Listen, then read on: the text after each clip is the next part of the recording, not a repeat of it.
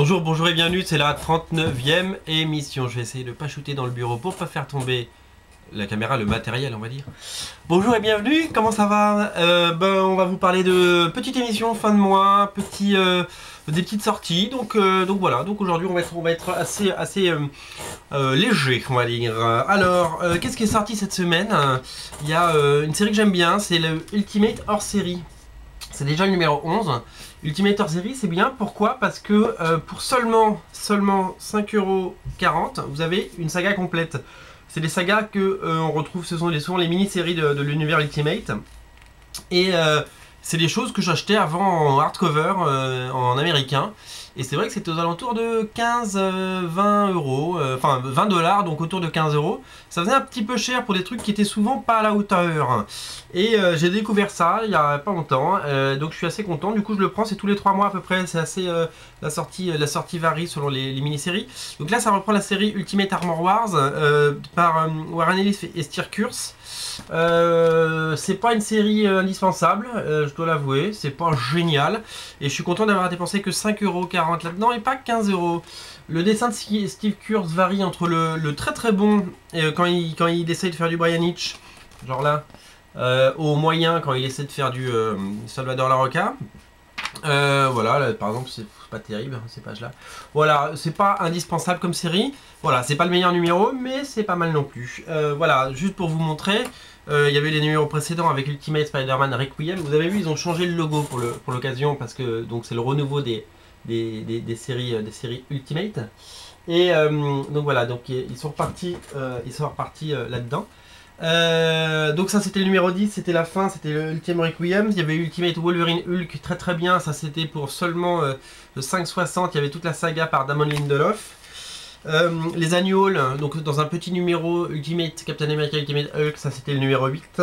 J'avais pris le numéro 6 qui était Ultimate Iron Man 2 par Pascal Ferry et Oscar, comment il s'appelle ce Orson Scott Card, le scénariste. Voilà, donc ça c'est bien de l'avoir parce que j'avais pris la première saga par Andy Kubert, pareil donc en hardcover qui m'avait coûté cher et celui-là ne m'avait coûté que donc 5,60€. 5,60€, ça vous fait une histoire complète. Moi j'aime quand Panini fait des histoires complètes pour moins de 6 euros parce que je trouve que souvent ça ne vaut pas beaucoup plus. Donc voilà, donc ça, voilà, à lire si vraiment vous avez le train à prendre. Qu'est-ce que j'ai lu d'autre chez Panini? J'ai été assez curieux cette semaine. Ah, j'y arrive pas. J'ai pris ça. C'est Wolverine numéro 195, pardon, qui reprend les 2 premiers numéros de la série Wolverine Weapon X. Vous savez que tous les ans, là, ils nous refont une nouvelle série Wolverine, ça devient épuisant. C'est Ron Garnet au dessin, donc c'est plutôt pas mal. C'est un dessinateur qui mûrit avec l'âge et qui devient bon, qui ne l'était pas à ses débuts. Et Jason Aaron, dont tout le monde dit le plus grand bien. J'avais lu de chez eux la série Get Mystic. C'était des numéros de la série Normal Wolverine, qui était pas fabuleux, c'était pas mal, mais c'était bon. Et ben ça c'est gentil, voilà, ça commence gentiment. J'ai l'impression, c'est mon sentiment, que sur Wolverine on a un petit peu tout dit. Voilà, autre truc sur les Ultimates. Donc ça c'est une box, vous voyez, c'est là-dedans qu'on range les comics quand on est organisé. Qui est sorti. Alors je vais pas vous le montrer chez Panini parce que je vais pas tout racheter, mais il y a ça qui est sorti. Tadam, c'est presque le même. C'est Ultimate Spider-Man numéro 1 qui reprend Ultimate Spider-Man numéro 1 et numéro 2 par Brian Michael Bendis et David Lafuente. Moi j'ai dit tout le bien que je pensais de cette série parce que elle est vraiment fraîche, elle est vraiment... Bendis, c'est ce qu'il écrit de mieux depuis 10 ans. C'est vraiment hyper régulier, c'est vraiment excellent à lire.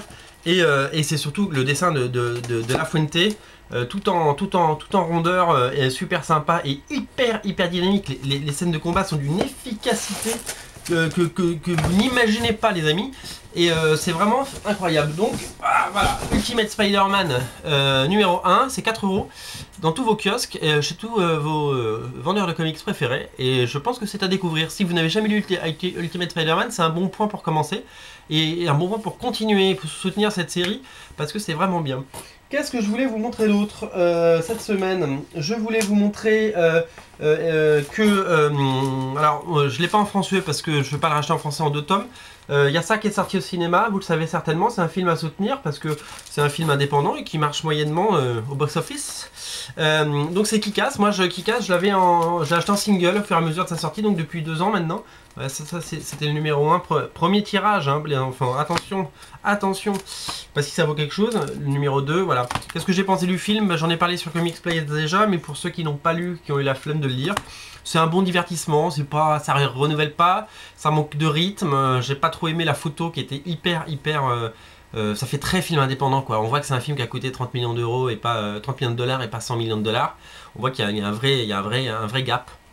Donc voilà, donc Kick-Ass, c'est quand même à voir, j'ai passé un bon moment, j'ai beaucoup ri, et, les dernières 40 minutes sont juste jubilatoires, le début est très sympa, il y a juste un grand moment de solitude là, en plein milieu du film, ça n'avance pas.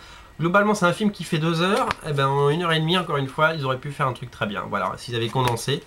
Donc voilà, donc les 8 numéros Kick-Ass, donc ça j'en suis très fier de les avoir et d'avoir soutenu cette série depuis le début parce que moi, comme vous le savez, j'aime beaucoup cette série, je la trouve hyper fun et j'ai hâte que sorte le 9e numéro. Alors je ne sais pas s'ils vont repartir au numéro 1 ou s'ils vont faire à partir au numéro 9, et il y avait été question que ce soit une série régulière à une époque, mais je ne sais pas si ça va se faire. Voilà, qu'est-ce que je voulais vous montrer d'autre les amis, je voulais juste vous montrer un petit truc qui est sorti qui est sympa. J'ai été un grand lecteur de Fluide Glacial dans mon adolescence et Fluide Glacial a sorti Fluide Glamour. C'est un hors-série qui je pense va devenir un régulier parce que Dixit, le marchand de journaux dans le 20e arrondissement, il m'a dit mais dis donc ça se vend bien ce truc là, il en restait que 2. Il en avait eu pas mal. Voilà, ça reprend un petit peu. En fait, Fluide Glacial quand j'étais jeune, c'était très coquin, c'était très si on voulait vouloir des tétons et des filles toutes nues, ben regarde, on a acheté Fluide Glacial. C'est devenu finalement très sage, c'est drôle ou plus ou moins drôle, mais c'est sage. Et ben du coup le côté passage, ben, maintenant il est là-dedans dans Fluide Glamour. Donc il y a pas mal de choses, des histoires assez coquines, les péchés mignons d'Arthur de Pince. Il y a notamment la très très douée Margot Motin. Hop, sur ces pages-là, il y a un petit dessin de Pénélope Bagieux aussi, donc voilà, c'est très tendance, c'est très ce qui se fait, et c'est surtout plutôt rigolo, donc ça coûte moins de 5 euros, voilà, c'est un petit magazine, c'est pas du tout du comics, mais ça valait le coup qu'on en parle. Voilà, moi je vous dis bonne journée, bonne semaine, et puis ben là, on revient avec une grosse émission la semaine prochaine, avec plein de nouveautés, plein de choses.